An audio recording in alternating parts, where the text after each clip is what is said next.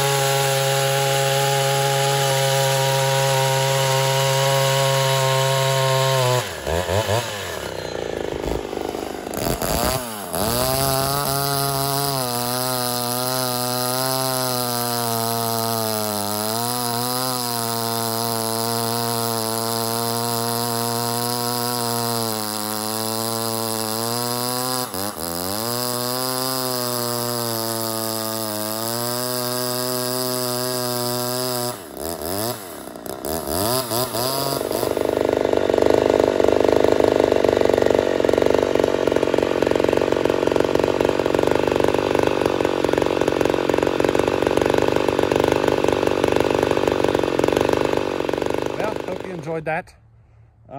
Saw runs as I'd expect. Chain's not great, and I hit the dirt on one of the cuts. I don't know if you noticed it. So she slowed down considerably after that. But, you know, it gets the job done. But she started up without any prime or anything. It was a dry carb, and she started up without a prime or anything, so that's a good sign. Hopefully I got her. But I'll probably fire it up another couple of times here and just make sure everything's works out. Maybe do a little work to the muffler, get it on there a little better. But I'm happy. So Simple Man Saws one step closer to being done. Alrighty. So hey, we'll catch you on the next one. Later.